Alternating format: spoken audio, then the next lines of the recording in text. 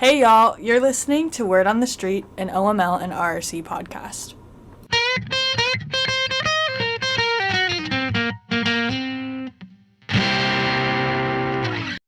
My name is Isa Montes. I'm a student inclusion educator on the OML side, and I'm joined here today with two lovely people from the Ignatian Center, and I'll just have them go ahead and introduce themselves.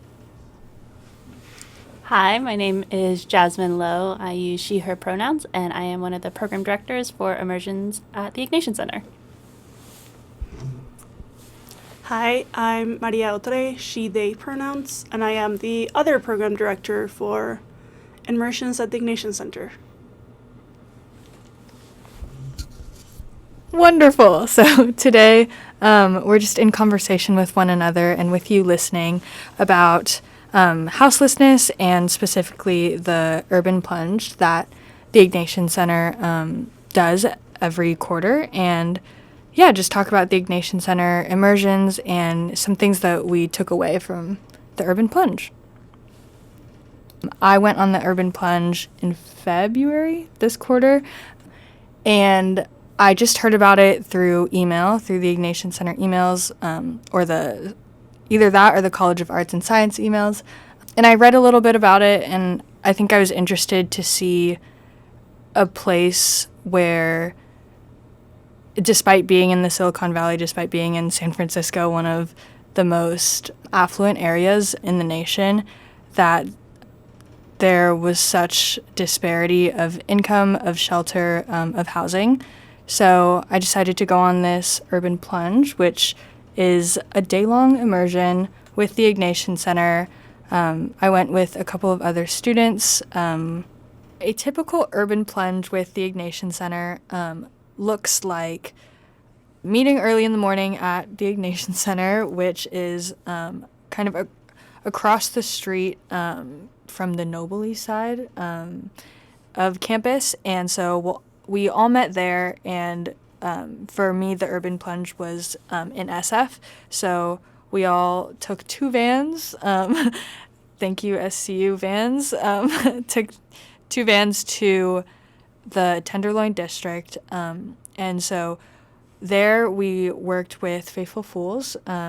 So they have a space in the Tenderloin District that we all went to kind of as just a point B, to be in conversation with each other and lay out our day. And then basically, though, after that, we were given the chance to buddy up and basically walk around the Tenderloin, just to look around, be in community with others, understand the Tenderloin, and kind of see the area. And then the one thing that we all had to do before we came back to Faithful Fools was to have a meal in one of two soup kitchens. And then we did that. We're able to walk around a little bit more, and then came back to Faithful Fools to be in discussion with one another, kind of talk about our experience and why we were there with each other, and make sure that this was a meaningful experience. So once we did that, it was time to go back to Santa Clara, and we all got in the vans again and came back. So that's kind of what an urban plunge looks like. Could you tell us a little bit more about it? Sure. So the hope of the idea behind an urban plunge is you're spending one day getting to know a community a little bit better and trying to understand a social justice issue from the community perspective.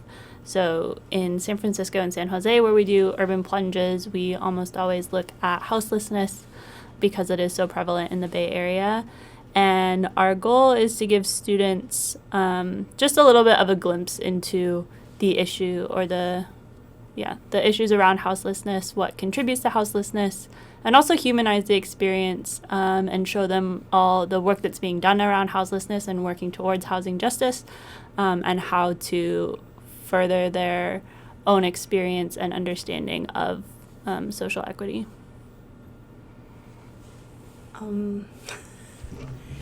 Yes, and I think I would add to that is the Ignatian Center is the house for the community engaged learning team. So we do a lot of programming beyond the plunges, but the plunges really do feed into all our partnerships with organizations in the Bay Area. So we work very closely with Faithful Fools, who is the organization that hosts us in San Francisco, who do specific outreach for housing rights, houselessness, accompaniment, and other work on the streets.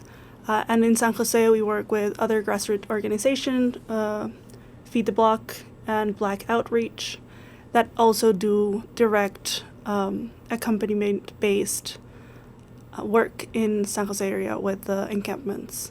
So this is really part of a bigger work with organizations and with community engaged learning, that is opportunity for SCU students to go and be with communities. Yes, and I think part of the reason why I was so interested in this immersion was because I had a curiosity for how these circumstances arise, how this might be connected to capitalism, to other just histories of oppression. And so I think it was really informative not only to read about these things, but to be in that community and to walk around San Francisco in the Tenderloin District. Can you tell us kind of what the Tenderloin District is?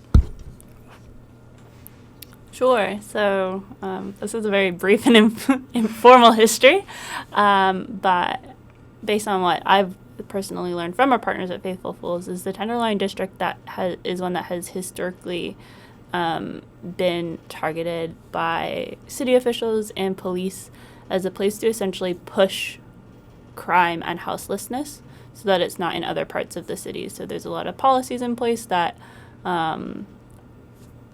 will kind of push or almost like corral, really, a lot of different aspects of crime and houselessness into this one area as a way to almost erase it from the rest of the city. And I think it's fairly well known among San Francisco residents and probably Bay Area residents that the Tenderloin is seen as just like a bad area. It's like, oh, you don't go there. Like if you're not actively living there, it's kind of seen as no reason to go there necessarily. It used to be there was a lot of actually like gay activism in the Tenderloin initially, and I think that was one of the reasons why it was targeted, is because there was a negative stigma around the area already, and so you see a really, really high concentration of folks who are unhoused in the Tenderloin, and that narrative has kind of persisted and caused a lot of stigmatization around the kind of like 4 or 5 block chunk of San Francisco. Yes. Also, interesting history about the Tenderloin is that it houses a lot of residential hotels. They are hotels that serve as long-term housing for individuals. So because of that, the city has really bought out many of these hotels as form of informal shelters for people experiencing houselessness. So that is why also it's very location specific. Like Jazmine said, a lot of issues are corralled in the area. And I think we can speak a little bit about the demographics of houselessness, specifically in the Tenderloin, because we see that a lot of people, especially Latinx and Black people, that are really a small part of the bigger number of San Francisco residents, are overrepresented in the houseless numbers. So I think it's almost 30-something% of houseless people are Latinx, and also like a very high number for Black individuals. I don't know. Do you have the numbers? Yes. Yes. What a great transition. Yeah, so I'm going to read off some of the numbers here because this issue of housing disproportionately affects Black and Latinx folks. So the share of Hispanic/Latinx people experiencing homelessness actually increased from 19% to 30% since 2019, which is a 55% increase, even as the total count of people experiencing homelessness dropped by 3.5%. So this figure just reflects that overrepresentation that you were talking about. While Latinx people make up 16% of San Francisco's general population, they are 30% of unhoused people, and Black, African American, or African unhoused people are also overrepresented at 38% of the total houseless population compared to 6% of the general population. And Asians or Asian Americans are underrepresented at 6% of the homeless population compared to 37% of the general population. Yeah, so those are just some of the numbers and some general numbers on shelter spaces. Since 2019, unsheltered homelessness decreased in San Francisco by 15%. In 2019, there were 5,180 unsheltered people experiencing houselessness, but in 2022, this number dropped to 4,397. So this decrease corresponds with a significant increase in housing and shelter resources. So in 2020, there was an 18% increase from people staying in shelters since 2019, and that corresponds with a 24% increase in available shelter beds. Yeah, so that's some background on the urban plunge and also the Tenderloin district. I guess we can kind of just speak to our own experiences. I think y'all have been on more urban plunges than I have. That was my first one to Really? San Francisco. Yeah, so I had not done that before. I'd done once to San Jose, but that was also my first time experiencing Faithful Fools and going on what they call a street retreat. Mm-hmm. Does San Jose, is it a different experience than the Tenderloin in SF? Mm-hmm. Yeah, so our urban plunges to San Jose are with, like Maria previously mentioned, our San Jose partner. Their organization is called Feed the Block. They're really, really wonderful. They're part of a larger program called Black Outreach that was formed by San Jose community members in 2020. And they've been providing mutual aid and cooking up really delicious brunch every Saturday since they were founded. I believe they were founded in July of 2020. And so we help with their brunch program that was modeled after one of the Black Panthers programs. And they bring brunch to folks who are living in the Guadalupe River Park encampment, which has actually had very recently some really intense, rapid changes because of FAA regulations around Guadalupe River Park. But they serve 300 to 600 meals a week. FAA is the flight authority. Yes, that's the FAA, the Federal Aviation Association, essentially told the city of San Jose, you can't let people live on this land. And it was the land directly below the San Jose airport that was in the flight path. So there was a really, really large encampment there. About 350 to 400 people was one of the estimates. And all of those people have since been displaced. So the community is still very present around. That's okay. You're good. Our charger was unplugged. No worries. It's charged now. The community was displaced around Guadalupe River Park. So the community still exists, but they're in a lot of different locations now. They've kind of been pushed out of that large field. And so part of what we do on the plunge as well is go on distribution. So we go into the encampment and distribute meals. And Lou, who is one of the incredible leaders at Black Outreach and Feed the Block, has developed really strong community connections with all the members there because he's gone and handed out brunch every day for the past 2.5 years. So you get a chance to see what those community connections and that community network that exists there look like, as well as the kind of harsh realities of an encampment and living in an encampment. And especially with all the rain and floods recently, a lot of folks have lost all their belongings or have been forced to move.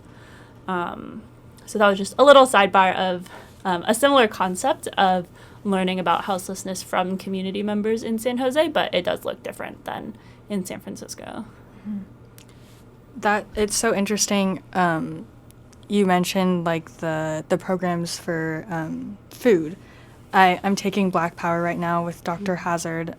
It's an upper division ethnic studies course here, and it's such a good class. And we were talking about the Black Panther movement and how they fed so many children in breakfast programs that were started and run completely by community members. I think it speaks to the power of community and how we were watching a documentary for class the other day, and they talked about how they fed more children, more Black folks than the government ever did. And they, like,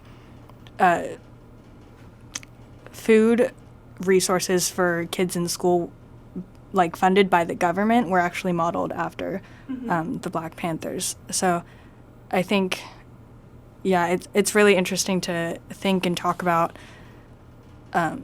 the power of community and also what the government could be doing to help in these spaces. I think for me and in my own experience of the Urban Plunge, I left with a lot more curiosity. And I mean, I didn't expect to like go in and have my questions answered. I think I certainly left with more questions. But it was such an important experience. I think one of the main things too that I took away, part of the day that we spend in SF is having lunch at one of two soup kitchens called St. Anthony's is one of them, and then the other one, what was the other one? It's Glide. Glide, yeah. I went to St. Anthony's, me and my partner, and we were sitting and having conversations with other folks who were also there for a meal. And I think like being on campus so much around everyone who's the same age, and just like a really homogenous community, we're all like, when we first meet each other, we're like, what are you majoring in? Like, where are you from? Like, what are your plans after college? Kind of those things. I think when we were there, though, I was really challenged to have different conversations. I wasn't there to ask, where do you live or what do you do for work? I think I was more drawn to ask questions like, does your family live here? Like, where did you grow up? I think a big takeaway that I had from the whole day was to think of people first. And it goes back to even that idea that we talked about during the plunge, that the Faithful Fools brought up, the idea of what keeps us separate. So what does that mean to you, what keeps us separate? Or can you speak a little bit more about that? Yes. So I think a lot of our programming really, our goal is to build solidarity. And like you said, that is very hard to do when you're in very homogeneous like settings. So we have some pillars or values that we guide all our programming through that are solidarity, spirituality, social justice, community, and simplicity. So, and it's this pillar of simplicity where we say that for us means people first. It means prioritizing presence, prioritizing being with others, decluttering our life, not just from the material, but from all this others, societal expectations, and really allow ourselves to be in community with one another, to be in solidarity. Because like you said, a lot of this solidarity building is community building, is understanding that for us to really tackle the big questions of like white supremacy and capitalism and homophobia, transphobia, our basic needs also have to be covered. And how do we cover that? Through society, through our community building. So these plunges are a very like one day thing where you can like do that and have the experience of being with other people, both your peers from Santa Clara, but those who are welcoming us to their space, which in this case are people experiencing houselessness. Yeah, I think So I was a student at Santa Clara, and I went on Immersions while I was a student. And the pillar that struck most with me, or helped really shape how I live my life the most, was simplicity. Because I think what simplicity does is when you are valuing people over things, it allows for so much more space in your life. Mm-hmm. It allows for more space to think about equity, to think about justice, to think about community in a way that is easy to lose sight of. It doesn't mean just, buying secondhand clothes or not eating meat or not spending money. It can be those things, but what it really means is I'm not going to spend all my money and time and resources to look like what a societal expectation of someone who's successful looks like. I'm not going to spend all my resources over consuming meat or produce or, the fanciest, highest end groceries because my time and money is better spent focusing on people and relationships. And I think inherently when you start to do that, when you try and let go of your own ego, really, it naturally leads you towards a more justice-oriented life. Yeah, and I also have to say that many of us here on campus have the choice of living a simple life. And that is something that we really have to acknowledge, right? Mm-hmm. That we are choosing to prioritize not eating meat or the way we consume, but for many others, that's not a choice, right? And that is also brought into conversation then of really analyzing our identity in context, and then also finding then our role in a bigger social movement. Because if we don't start from there, then it gets very complicated as we move forward in the fight for social justice, wherever we're choosing to focus on. So that's very much integrated into all of these experiences. Yeah. And on the Plunge, if you're able to set aside for a day, the stress of getting assignments done and worrying about going out with your friends and what party you got invited to, or what people on campus think of you, and you decide to show up and you said, today I decided to hang out for a day in the Tenderloin. That's exactly what everybody else who is in the Tenderloin has also done. There is a sameness there, and there's a shared experience, and it is definitely a privilege to opt into that, and we can recognize that. And also with hopefully maybe some of the conversations that you had, there's a chance to move beyond that as well and find what, instead of what keeps us separate, what connects us. Did you have any experiences on the Plunge where you're like, oh, that's a connection, or I feel a kinship or a sameness with somebody that you met? Yeah, it was interesting. During this the immersion, we did the buddy system. That's who my partner that I referred to earlier, and because it was like a buddy system and we were just kind of free to walk around, it was interesting. I feel like I was able to connect with someone from Santa Clara, so a SCU student, but also we experienced the conversations in the soup kitchen together, and I was talking to her, and she was kind of sharing her experience of it all, and even after, because we all went to the soup kitchen and had lunch and then came back to Faithful Fools and spoke together, and there were a lot of experiences where other students went in with their partners and had really meaningful conversations, and our conversations were very meaningful as well, but they were certainly different. They weren't like a fairy tale story, like you came in and you were changed by one conversation. But I think that almost made it more, it allowed us to kind of reflect more critically. And my partner was saying that she didn't expect to have those conversations, and yet I guess it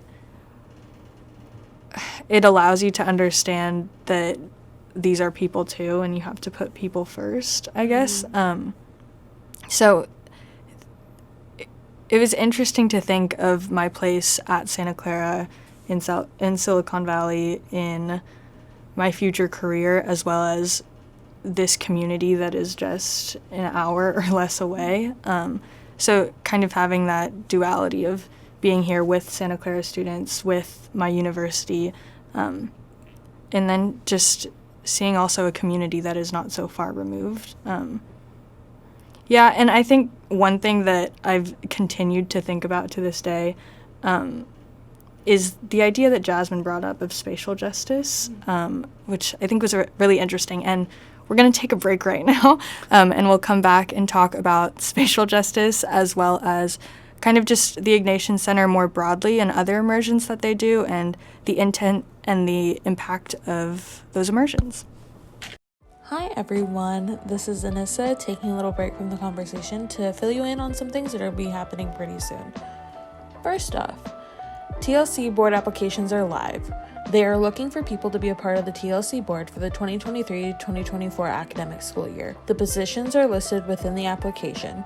You can either scan the QR code that is listed if you are viewing this on YouTube, or you can use the link in their bio to find the application. The deadline is next Friday, April 28th.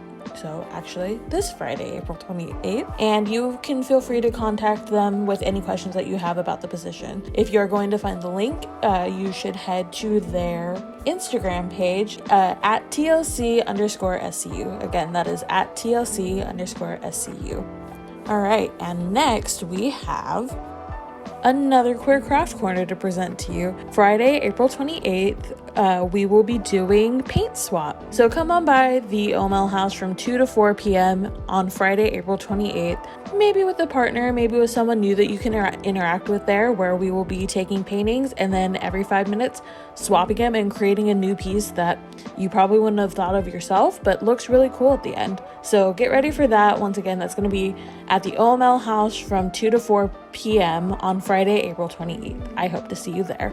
And we are still looking for any clothing or accessories that you would like to donate. You can go ahead and bring them by the OML or the RRC. Specifically, you can bring them by the RRC in Benson 11 on Tuesdays and Wednesdays from 1:30 to 5 p.m. Or you can drop them off at the OML house on Fridays from 2 to 4:30 p.m. Once again, if you have anything, just even if it's just like a shirt or maybe a bracelet or something, anything would help. It would actually help us a lot for the next event that I'm going to tell you about, which I am so excited for. The Rainbow Resource Center is presenting our first thrift tea event. So this is going to be an event where people could come in, get some free clothes, get some free accessories, as well as look into gender affirming resources and gender affirming care resources specifically. You don't have to pay anything to be here. You could just come and get some clothes. And it's going to be really fun. And once again, that is going to be on Sunday, April 30th from 11 a.m. to 2 p.m. in the Williman Room. Hope to see you there. And now let's get back into the episode. Welcome back. So we're just going to talk about spatial justice a little bit more. This was something that Jazmine brought up when we were all speaking at Faithful Fools after, that I've really been pondering, and I think it's something that we can all think about. So Jazmine, take it away. Oh boy. Will not pretend to be an expert in the idea of spatial justice, but I can share what my experience was while we were there. So we were sitting in this park, I guess. It used to be a parking lot, and a private nonprofit had taken it over and turned it into what they called like a community space. I think they called it the Oasis. And as I was sitting there, I was just trying to pay attention to who is comfortable in the space. And I recognized that I was comfortable because it was a manicured space. It was a controlled space. That's where I chose to sit and eat lunch. There were people who were walking in with their dogs. There was a place where you could grab coffee. And I don't think that this space was bad for existing or wrong. But what we did learn from somebody else was that that parking lot used to be an encampment. That's where folks used to live. And for whatever reason and through whatever mechanism, they got pushed out to make room to allow somebody who is housed, who is not from the area, who is who works for a university to be more comfortable in the space than they were. And I wanted to see if anybody who appeared to be unhoused, or if there was somebody who was using that space as a living space as well, like it used to be used. And nobody came in with carts, nobody came in with bags, nobody came in with a lot of belongings. It seemed like most people who stopped by were, walking their dogs or meeting up with friends. And it just made me think a little bit more about what is a just and equitable use of space, and who gets priority in communal spaces. And is there a communal space that we can build where truly everybody feels comfortable? And I'm not sure if that's true, because we all have different needs and desires for space.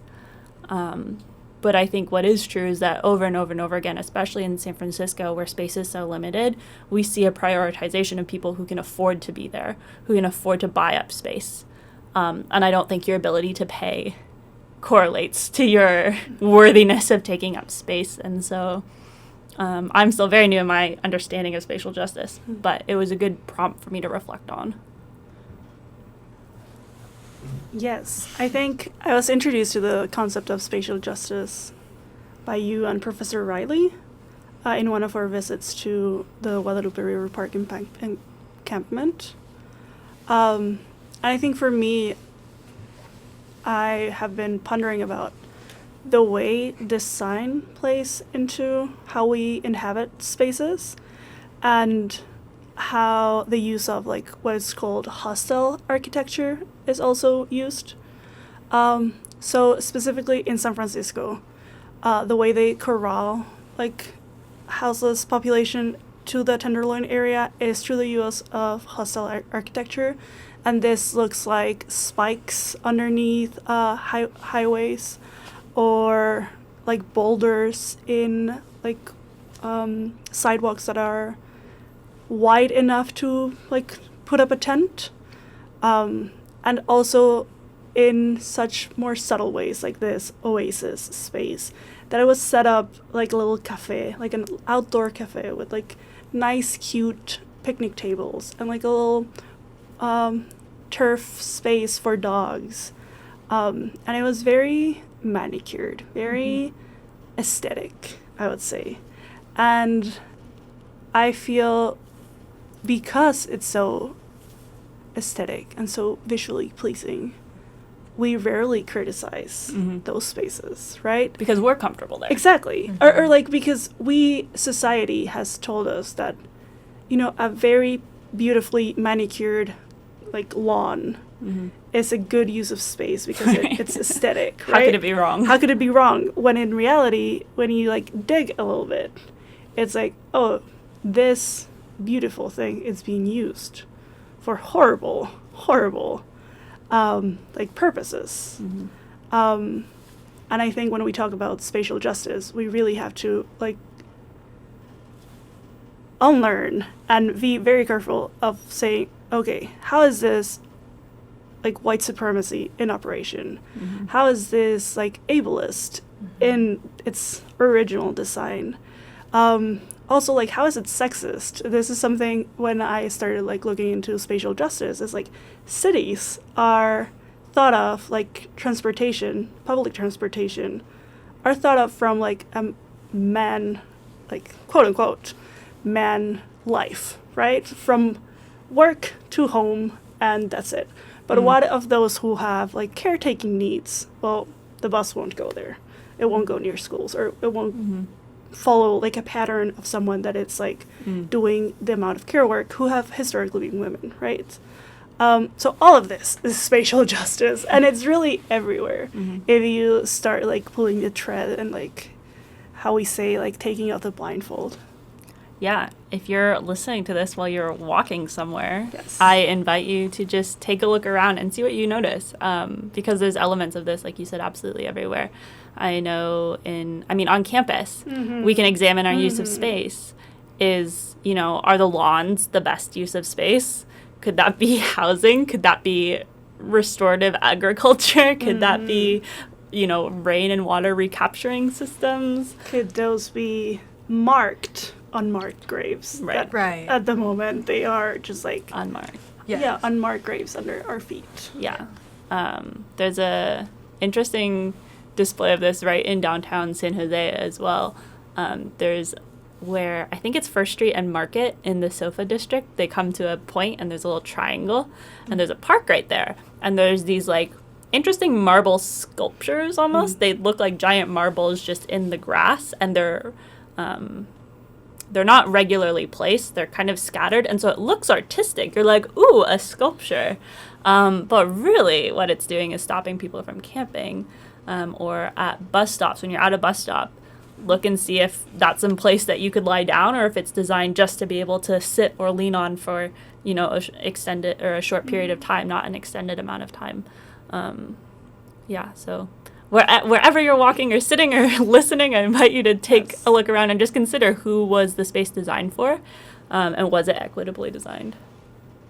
Along with not only the Urban Plunge, but just other Ignatian Center immersions, I think it's really important to decenter ourselves and think about not only the intent of the immersions, but the impact that it has on the communities that we're entering, how to mitigate harm when coming into these spaces. And I guess I'll speak a little bit more on the conversations that I had in the soup kitchen that I was mentioning earlier. Me and my partners spoke with 3 different men, and they were kind of just like one person didn't speak English, so it was like a lot was lost in translation and a lot of just broken dialogue. And then another man was trying to tell us a story about, we were struggling to understand, but it seemed like he was trying to tell us a story where someone was murdered that he was involved in, and kind of sharing his thoughts on that experience. But once again, we were really struggling to understand just based off of verbal communication. And then the third person was perhaps like on drugs or took something. So it was really hard to communicate with all 3 of them. And so I guess I turn this back to y'all and ask, how do we not romanticize these immersions? And are there ways to prevent possible harm to the communities that we are entering? Yes. So first of all, I think it's important to say that we work from a transformative justice framework. So this is very much acknowledging that harm will happen because we are in relationship with each other. But it is our responsibility to both take steps to reduce that harm in any way we can, and also build in the structures for accountability. So for us, this means specifically in plunges and in immersions, is we hold deep relationship with partners that have like historically been working in the area with those people for a long time. And these relationships are like institutional relationships. So it's not, we rarely go to a place once. There are places like Faithful Fools who we've been working for like almost decades, right? So that is one way we try to reduce harm in like very simple, well, not simple because holding relationships is complex, but just like a very straightforward way. Yeah, I think also going back to our pillar of simplicity points us towards prioritizing each other and each other's dignity first, and never putting our own expectations for an experience or our own desires or learning outcomes or anything like that above somebody else's dignity and right to autonomy. Mm-hmm. We only enter communities that we are actively welcomed into, that we've built a relationship with, and we also do our best to make them open relationships as well, where our partners are free to give us feedback of things that we could have done to prepare better or to be more sensitive to a topic. I think another part is actually preparation. Yes. For our week-long immersions, we have mandatory prep meetings. And these are really important because it's a chance for participants and us as well, because we are often for the first time experiencing immersions with the group. It's an opportunity for us to do the legwork that we can to learn about a community or a social justice topic online from resources that are available first, so that when we go into a community, we're able to prioritize learning about what we can only learn from relationship. There's so much about social justice that you can learn online, that you can learn from videos, that you can learn from books, but there are some things that you only will learn one-on-one from relationships. And so by getting all of that out of the way, we're able to show our community partners that we respect them, we respect their sovereignty, we respect their experience, because we've done research to try and understand it. And we have a framework of understanding and a sensitivity already, and now we are trying to deepen that. And there is a recognition as well that when we're going on immersion or we're going on an urban plunge, we are gaining more than the community is. We are gaining knowledge, we're gaining perspective, we're gaining experience. And while we're in that experience, we're not necessarily giving. Sometimes there are service elements, but our immersions are definitely not service focused. And so it's important for us to continue the relationship afterwards. I think it's naive to think that you can solve a problem before learning about it, but it's also disrespectful to learn about it and then not do your part to continue that relationship. Recognize the role you might play in a systemic injustice, or try and benefit the community you've just visited and developed a relationship with as well. And I think something that Jazmine and I and the Ignatian Center team are constantly in conversation with is acknowledging that a lot of the reason for immersions comes from this Catholic perspective of like missions or like missionary work. And then what is our work today in disrupting those harmful ways of doing work? Can we like challenge this idea of volunteerism or this, whole narrative of poverty porn and going to spaces to almost consume the struggle of others. And I think for us, all the relationship building with partners, all the formation and prep work that we do is very intentional part of us disrupting that narrative. And we are very much creating this space and these experiences from a point of we're building solidarity. We're building a relationship where we can be in awe of the work and the amazing liberatory and emancipatory work that community partners do.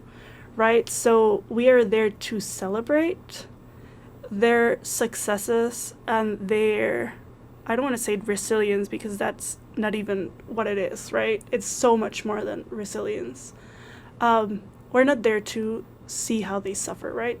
We're not there to witness the oppression of others because we are in such a privileged place, right? Because we also acknowledge that many of our students and ourselves as staff members and faculty, we all live through intersecting identities that might be experiencing oppression, right? So we would never try to say we're all privileged from Santa Clara. We do hold privileges, but that's not our whole identity. So how do we build this celebration from two different spaces of liberation? So that is very much a face-to-face, person-to-person way of entering these spaces. And like you said, we're not there to get a fairy tale conversation and say oh, a person experiencing homelessness, they're so kind or so whatever, right? There's this inspiration story. That's not what this is. This is saying, we are human and we deserve so much better, and what can I do in this space that I inhabit, and like the spaces I have access to challenge those systems and structure that are oppressing myself and also others. Yeah. I guess back, like a little bit back to the point on missionary work and the Ignatian values. What would you say to some students who are kind of skeptical of the Ignatian Center, just I guess because of the attachment with that name? What would you tell them about the Ignatian Center? Yeah, I think one of the beauties of the Jesuit education model is that it's actually very open. It doesn't necessarily we don't have for our immersions specific learning objectives in the way of, I hope you can name 10 facts about houselessness after this urban plunge, or, things like that. What we're trying to do is give students a framework for interacting with the world and understanding social justice topics. And some of that does come from Jesuit ideology. Some of it does come from Catholic social teachings. I think that there is, along with all the harm that the Catholic Church has caused, there is also a lot of wisdom. There's a duality there. I don't think any one person or one institution or one ideology is entirely good or entirely bad. But we look at our core principles, especially of human dignity and community, and we give frameworks, but there's no expectation that you conform to them. There's no expectation that you agree with them. And I think as well, part of our program, and one thing that really attracted me to Immersions when I was a student was that they were very open to criticism. And we actively criticize ourselves and our choices, and we're constantly asking ourselves, is this equitable? Is this just? Who are we centering? And we've changed practices because of that. We don't pretend to be a perfect program or a perfect institution or a perfect solution or perfect framework, but we are centered in a lot of Jesuit ideology for transformative justice.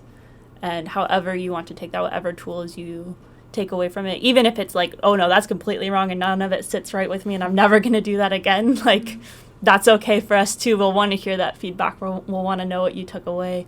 We'll want to hear your criticism and adapt it to our programs.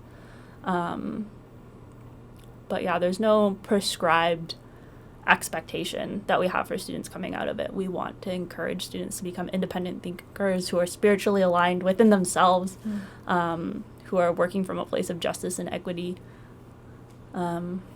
And maybe the Immersions program isn't the place where you can do that, and that's okay too. Yeah, but if you're interested, we would encourage you to apply and come see. Yeah. Maria, anything? Yes, I think we do acknowledge that sometimes, like, both the Catholic and the Jesuit can bring up, like, harm and the history that we, can carry, but we are also very intentional in building inclusive spaces. So even I think our staff is somewhat diverse in Santa Clara, right? Like I'm a queer non-binary Mexican immigrant. Like our student assistants are both Latinx. And it's something Jazmine and I are always in conversation, is that all our programming, we try to make it from, like we say, margins to the center. So we start with a non-white perspective, from a non-Catholic perspective, right? And then everything towards the center will be included by default. But we don't do it the other way around, expecting others to feel included, right? So we do acknowledge that, of course, this is Jesuit tradition, and this is we have a Catholic ancestry in the programming, but that is a gift but also an invitation to be extra critical. And I think that's a gift. It's truly a special place where you're invited explicitly to bring feedback, to bring how can we make this better without, and because that framing allows it, right? It says like, how can I do less harm? How can I serve more people? How can I, right? It's like this idea of magis, right? Do the most. And that is a Jesuit ideal, right? So I think we use all of these tools to be better in whatever way we can. Yeah, I think like part of what I'm hearing you say and part of what I think I take away from Ignatian Jesuit values is like, I guess it's two things. It's half my knowledge of legacies of colonialism and oppression that is tied up in religion, but also how is liberation tied up in values of religion, and how can we apply those same ideas to thinking about the redistribution of wealth, of privilege, of power. Yeah. I want to thank you both for being here, for being in conversation with me today, and for continuing to discuss such important topics even after the Urban Plunge. And as we continue to think about these things are things that are happening today for many people that will happen tomorrow, next week. So thank you for being here. Yeah, and I'm going to give you the mic to kind of lead us out of this conversation. Yeah, thank you so much for having us and inviting us. If anybody out there is interested in an immersion or any of our programs, there's a lot of info and most up-to-date about what current immersion cycles we're accepting applications for on our website, just Immersions. So if you search it, SCU Immersions will pop up. And we do have a lot of financial aid available, so just want to put that out there. Please don't let the price of an immersion be a reason you don't apply. But yeah, thank you for having us. I'm glad you walked away with more questions than you came into an Urban Plunge with. That's our biggest hope. I think that's the biggest metric of success for us. And yeah, we just wanted to close out with a quote that really guides a lot of our work and hopefully summarizes some of the things we've been talking about here. It's by Lila Watson, and she says, "If you have come here to help me, you are wasting your time. But if you have come because your liberation is bound up with mine, then let us work together."